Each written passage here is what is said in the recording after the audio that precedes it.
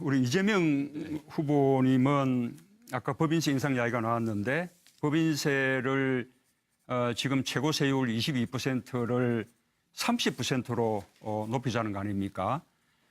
그런데 우리 법인세 22%는 지금 OECD 국가 평균이 22.8%이기 때문에 OECD 국가들에 비해서 그렇게 낮은 편은 아니거든요.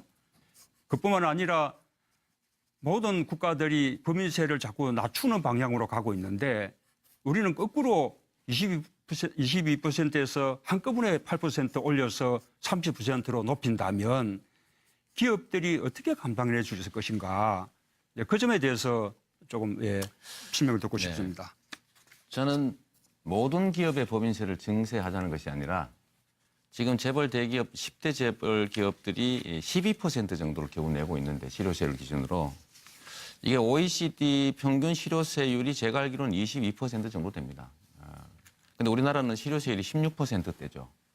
그래서 500억 이상이 되는 초대규모 영업이익을 얻는 법인만 500억 이상에 대해서 증세를 하게 되면 실제로 OECD 평균 실효세율 정도에 도달하게 될 거다. 우리 당의 당론이 아까 말씀하신 500억 이상 과표에 대해서 25%를 하자는 것이거든요. 그건 당론이 그렇다는 것인데 너무 과소하고 너무 경제력 집중이 심화되기 때문에 겨우 440개 기업밖에 안 됩니다.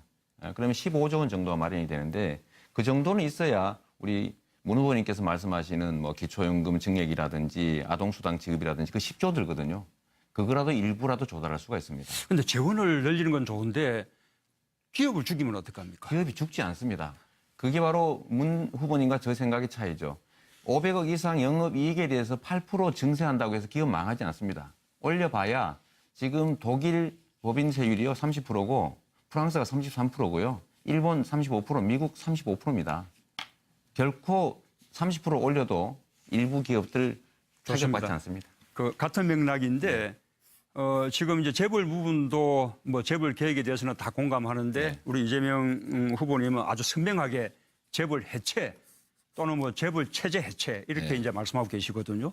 이제 우리가 목표가 재벌을 개혁해서 재벌 경영을 투명하게 만들고 경제력 집중을 억제하고 그리고 또 우리 경제 생태계를 공정하게 만들고 그래서 우리 경제를 살리자는 것이고 그와 함께 재벌은 맞아면 글로벌 기업으로 오히려 성장하게 하자라는 것인데 재벌 해체 그렇게 하면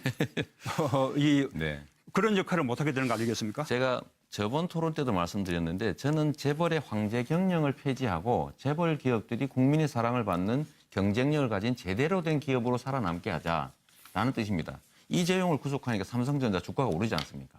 바로 그런 것이거든요. 예, 좋습니다. 그래서 재벌 해체를 저는 주장한 일이 없습니다. 예, 좋습니다. 재벌 기업 해체처럼 자꾸 워딩을 만들어서 프레임을 만드시는 느낌이 아닙니다. 드는데 그거는 재벌 팩트 체크를 해보면 그런 뜻은 아니다. 해체, 좋습니다. 그러니까 재벌 해체란 말 한 일이 없어요. 예. 그 재벌도 더 튼튼하게 만들어주는 것이다. 튼튼하게 착한 재벌.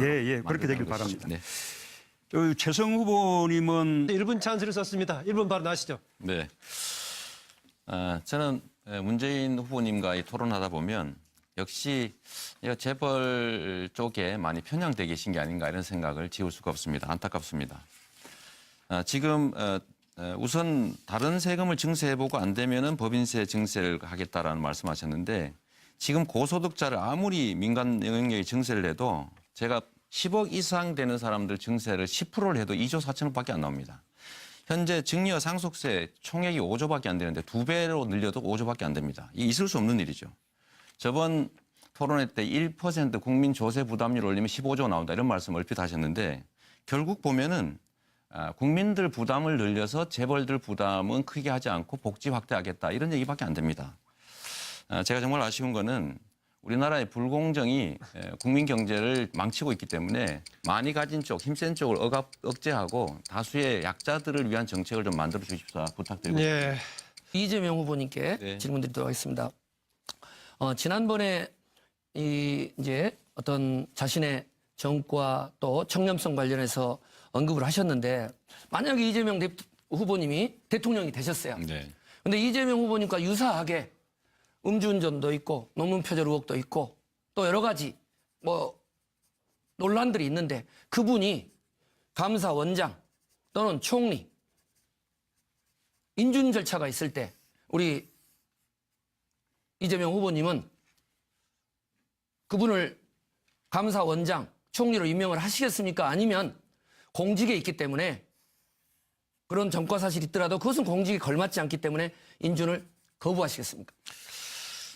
우선 우리 최성 후보님 자꾸 논문 표절 자꾸 얘기하시는데 그 해당 대학에서 이건 표절에 해당되지 않는다라고 발표한 거는 왜 굳이 안 보시고 무시하시고 계속 변희재가 주장했던 그 변희재가 주장한 거 아닙니까? 저는 그렇게 파악을 나중에 그러면 좀 상세한 그 자료를 좀 그런 주시기 바랍니다. 기본적인 좀 예의는 갖춰주면 좋겠다. 네, 저도 볼때 팩트로 왜 확인하고 있는데 변희재 것만 보고 아니 그렇지 않아요. 가천대에서 그렇지 나온 거 않아요. 보지 그 않습니까? 가천대 내용도 보고 드리는 거예요. 네, 보고 하시고요. 네, 좀 그런 건 지켜주시면 좋겠고. 네, 제 질문을 두 번째로는 자꾸 모두들 노무현의 적자, 그 김대중의 적자 말씀하시는데 저는 이제 국민의 적자다 이 말씀 한번 드리면서 음주운전 한 일이 있으면 쓰겠냐 안 쓰겠냐라고 한다면 뭐 그런 기준이 있을 수 있을 것 같습니다.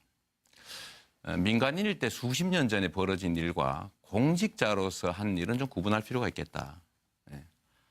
제가 잘못했다고 말씀드리지 않습니까? 그게 십수년 전에, 그건 20년 가까이 전에 젊은 시절의 일인데 제가 잘못했습니다.